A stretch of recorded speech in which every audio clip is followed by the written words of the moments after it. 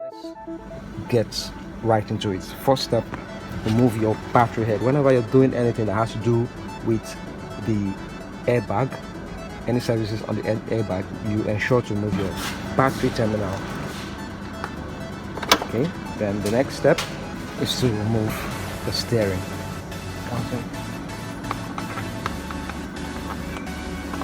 You pull this tab open to reveal your hex bolt, a tiny bolt.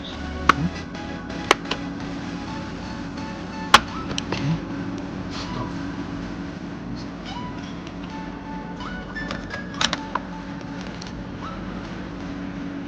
Take this out too.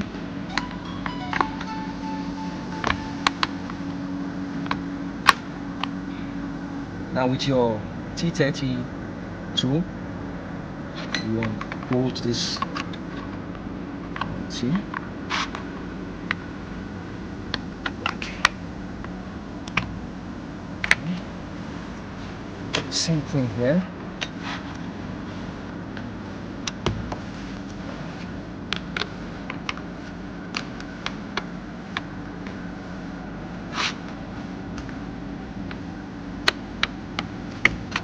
Okay.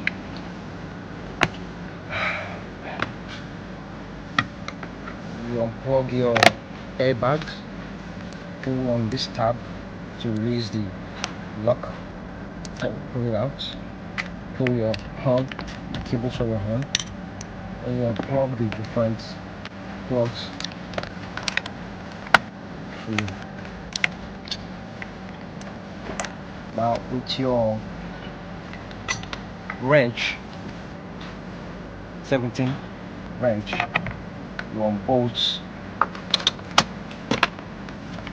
the steering.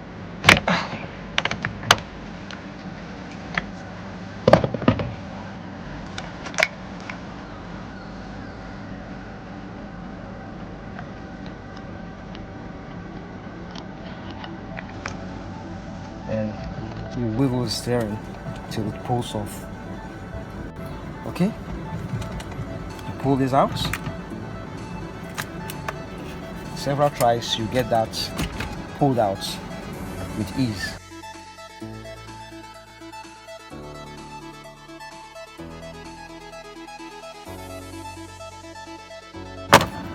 Okay.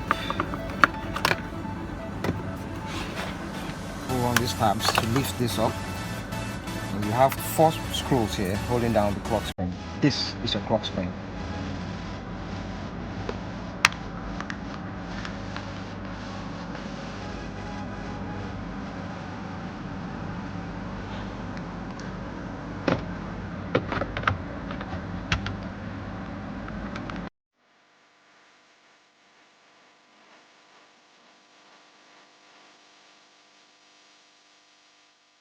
Your wheel should be dead straight whenever you're pulling this out. So this will be in alignment because it has to turn clockwise a number of times and anti-clockwise. If it goes beyond the number of times it's supposed to turn clockwise or anti-clockwise, it will damage it. Most times we think this is the issue. Yes, that's true. But when it's not the problem, I talked about looking at your fuse, and if the fuse is okay, then definitely something else, an electrical issue. But to rule this out, you need to test that this is okay. And to test, you need your multimeter to probe on these points, these pins. I think we have about 12 pins. Now the correct. Okay, now the next step, all we're going to do now, we're going to remove this unit, the control for the lights and the wiper. Now we have, I think, 3 screws. Oh, don't forget to unplug this. And this, pull out all the cables. Now, this one screw.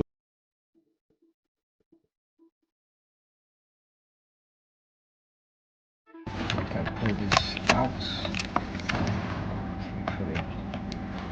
Put it out of the way. Okay, with your digital multimeter, you're going to test for continuity from this point, and this point, because you need ground here to connect to your horn. Now, if this ground is missing, your horn won't function. That's the issue this particular vehicle had. And this is going to happen to any other vehicle. Because same principle, same clock spring, the same ground. Now, we test the ground, nothing. I didn't get ground. So what I noticed was that there's this bearing here. It was corroded, rusted out completely down here. Now this bearing acts as a ground. It connects this shaft, steering shaft, to the ground here. So what I did was use my WD-40 anti-rust to soak out the rust from the bearing. I continued doing this till it was clean enough, at least it now had contact. So after that, I greased this properly so to get it from further rust. And when I tested for continuity again,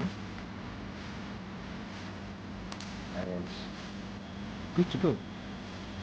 There was now continuity. So that's one major issue that might make you, replace your spiral cable multiple times, not knowing that it's not actually the problem. So basically, installing everything back to the reverse of this assembly. So that's how, or what to look out for in case you have a working clock spring tested out, it's functional, but yet you're still having issues. So what you should look out for is the bearing here. Is it in a good condition or is it rusted? You won't want to take this out. You just clean it out with your anti-rust and you're good to go. So basically that's my video. I hope it helps someone out there. You're doing a lot if you like, share and subscribe.